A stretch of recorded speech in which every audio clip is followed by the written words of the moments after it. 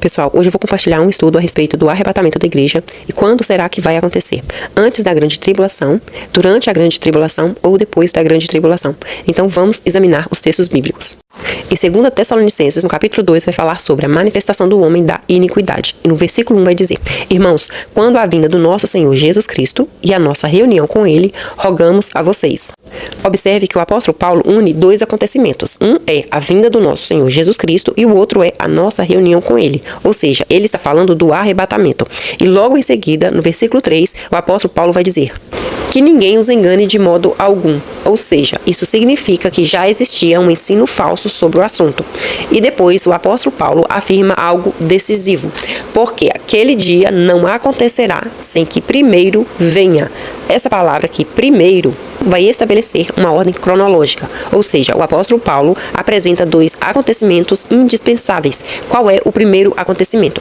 Sem que primeiro venha a apostasia e seja revelado o homem da iniquidade, o filho da perdição. E essa palavra apostasia no grego significa afastamento e abandono da fé. Não é apenas um aumento do pecado no mundo, é um abandono da verdade dentro do meio religioso. E Jesus já havia advertido isso em Mateus 24:10, quando Jesus disse: naquele tempo, muitos me abandonarão, trairão e odiarão uns aos outros. Ou seja, a apostasia é abandonar a Cristo. E em 1 Timóteo, no capítulo 4, no versículo 1, vai dizer: o Espírito diz claramente que nos últimos tempos alguns abandonarão a fé e seguirão espíritos enganadores e doutrinas de demônios. Isso significa que, antes da reunião da igreja, vai ocorrer uma grande apostasia, porque aquele dia não acontecerá sem que primeiro venha a apostasia. E eu vou falar agora sobre o segundo acontecimento, que é a revelação do homem da iniquidade, o filho da perdição. E quem é o homem da iniquidade e o filho da perdição? É o próprio anticristo. E Paulo não está dizendo que ele aparecerá depois do arrebatamento. Ele afirma exatamente o contrário. Primeiro o anticristo será revelado e depois acontecerá a nossa reunião com Cristo.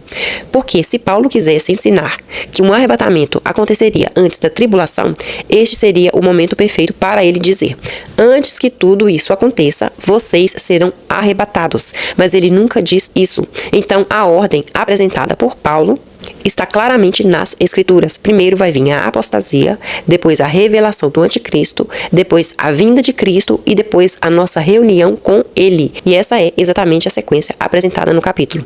E o argumento que os pré-tribulacionistas sempre vão utilizar para defender o arrebatamento secreto está no versículo 7 e 8. A verdade é que o mistério da iniquidade já está em atuação, faltando apenas ser afastado aquele que agora o detém. Os pré-tribulacionistas afirmam que este que vai ser retirado vai ser a igreja. Porém, de imediato nós encontramos um problema, porque Paulo já declarou que no versículo 3 que o anticristo será revelado antes da reunião da igreja. Ou seja, o texto não pode estar dizendo que a igreja sai antes da revelação do anticristo.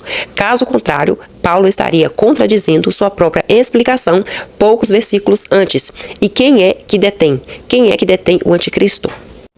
O texto não identifica claramente quem é o restritor.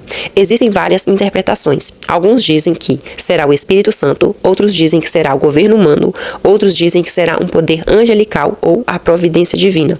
Independente da interpretação adotada, o texto jamais afirma que a igreja será retirada. E essa conclusão é acrescentada ao texto e não retirada dele.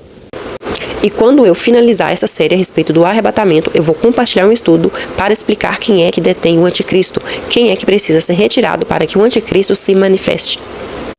Então vamos continuar falando sobre o arrebatamento. Em Mateus 24, Jesus vai apresentar uma sequência dos eventos que vão acontecer. Primeiro, ele vai dizer que vai vir falsos cristos, pois muitos virão em meu nome dizendo: eu sou o Cristo, e enganarão a muitos. Ele vai falar sobre guerras, rumores de guerras, nação contra nação, haverá fome, terremotos em vários lugares, tudo isso será o princípio das dores. E no versículo 9, ele vai falar sobre perseguição.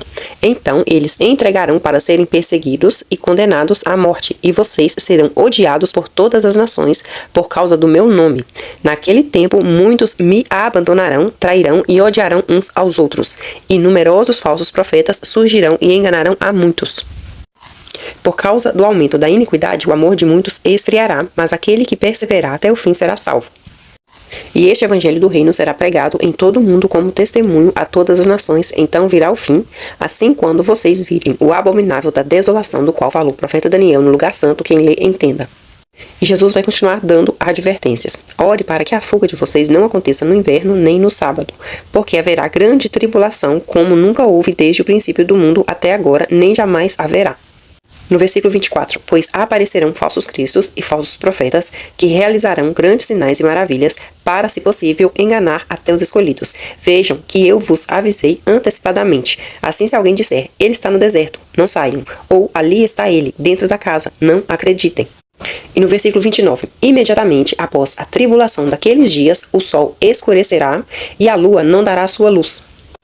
As estrelas cairão do céu e os poderes celestes serão abalados. Então aparecerá no céu o sinal do Filho do Homem, e todos os povos da terra se lamentarão e verão o Filho do Homem vindo sobre as nuvens do céu com poder e grande glória. E ele enviará os seus anjos com grande som de trombeta, os quais reunirão os seus eleitos dos quatro ventos, de uma a outra extremidade dos céus. Jesus também apresenta uma sequência. Primeiro vai vir falsos cristos, perseguição, apostasia, abominação da desolação, a grande tribulação, e depois Jesus declara, depois da tribulação daqueles dias, então aparecerá no céu o sinal do Filho do Homem, e todos os povos da terra se lamentarão e verão o Filho do Homem vindo sobre as nuvens do céu com poder e grande glória. E a reunião dos escolhidos, dos eleitos, só acontecerá depois da grande tribulação. Então, depois que acontecer a tribulação, Jesus aparecer no céu, ele vai enviar os seus anjos com grande som de trombeta, os quais reunirão os seus eleitos dos quatro ventos de uma extremidade dos céus. Isso significa que a reunião dos escolhidos ocorre após a tribulação. E é por isso que a ordem de Jesus coincide com a de Paulo. E em Marcos 13 vai falar a mesma ordem cronológica e mais uma vez vai relatar que a reunião dos santos só acontece após a tribulação. Porém, os pré-tribulacionistas ensinam que nenhum acontecimento precisa ocorrer antes do arrebatamento. E Paulo ensina exatamente o contrário. Paulo afirma que dois acontecimentos precisam ocorrer primeiro. E é por isso que a doutrina da iminência absoluta entra em conflito direto com 2 Tessalonicenses no capítulo 2. O apóstolo Paulo, ele inicia dizendo que ninguém vos engane. E essa advertência continua válida.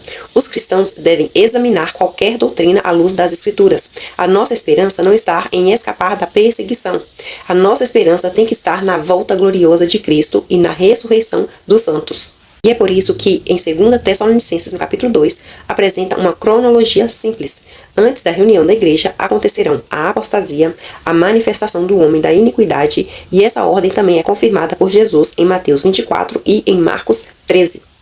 E o objetivo desse estudo não é produzir medo, mas preparar a igreja para permanecer fiel caso viva os acontecimentos finais dessa era. E no próximo estudo eu vou estar analisando um dos argumentos mais usados em defesa do arrebatamento pré-tribulacionista, quando eles dizem: Deus é amor e não permitirá que a sua igreja passe pela grande tribulação e por nenhuma ira.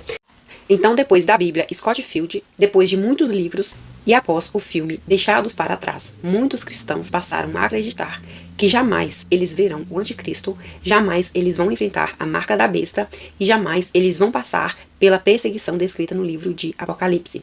E o problema é que uma doutrina, ela não se torna verdadeira só pelo fato dela ser popular.